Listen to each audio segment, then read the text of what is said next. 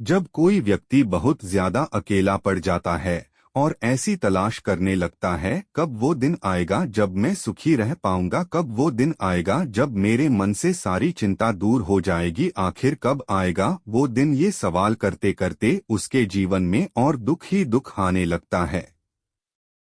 ये ब्रह्मांड उसकी मांगी हुई चीज का उल्टा देने लगता है। आखिर ऐसा क्यों है? असल में दोस्तों, ये ब्रह्मांड उसकी परीक्षा लेता है कि आखिर क्या ये वो बन सकता है जो मैं इसे बनाना चाहता हूँ, वो दिव्य मानव जो ब्रह्मांड से निकली चिंगारी से पैदा होता है, अनंत लोकों से निकली हुई वो आत्मा जो चारों तरफ से मार खाकर जी रहा है। शायद ये बातें आपको समझ न आए, इसलिए मैं सीधा पॉइंट पर आना चाहता हूँ।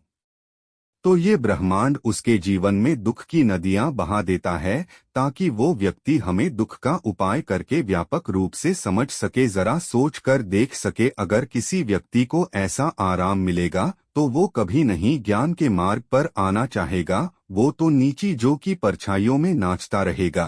तो जब दुखी व्यक्ति एक बार ज्ञान के मार्ग को चुन लेता है, तरह तरह की चीजों को समझ लेता है, जैसे कि ये ब्रह्मांड, संसार और उसका अपना खुद का मन और शरीर कैसा काम कर रहा है, ये समझ लेता है। ऐसे दुख बाकी चीजें भौतिक और छूने लगती है और इस चीज को वो ही गहराइयों से एहसास करने लगता है जिसने हर एक चीज का गहराइयों से निरीक्षण किया हो।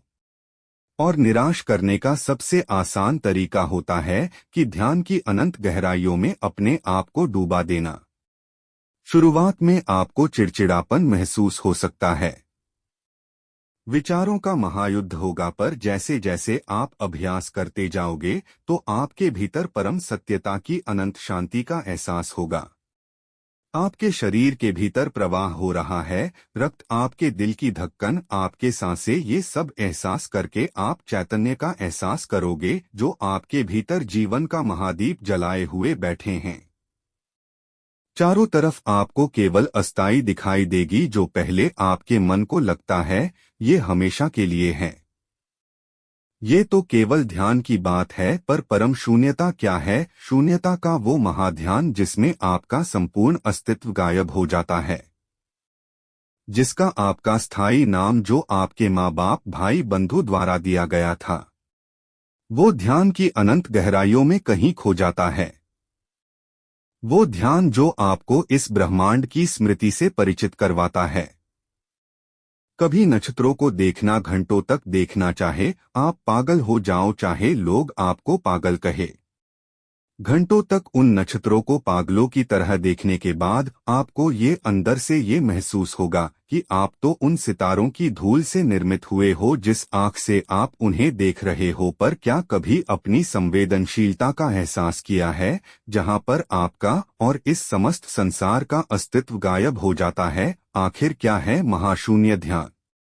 शून्यता, खालीपन, वो अस्तित्व जहाँ पर ना तो मन जैसा कोई चीज होती है, ना दुख, ना कोई विचार और ना ही कोई इच्छा। इस परम शांति को पाने का बस एक ही तरीका है, अपने आप को एक खाली जगह पर ले जाएं, अपने आप को हल्ला रखे, शांति से एक जगह बैठने के बाद गहरी सांस ले और अपनी आंखों को बंद कर ले और ध्यान लगाना शुरू करें। एक महाशून्य का जहाँ पर कुछ भी मौजूद नहीं है, एक अंधकार जो आपकी आत्मा को शांति के सिवाय कुछ नहीं दे रहा। क्या दुनियादारी से दूर आपकी आत्मा खाली अनंत खालीपन में कहीं तैर रही है? जब तक आपको अनंत शांति का एहसास न हो, आप वहां से उठना ही मत। जब तक आपका समस्त अस्तित्व शांति में विलीन नहीं हो जाता।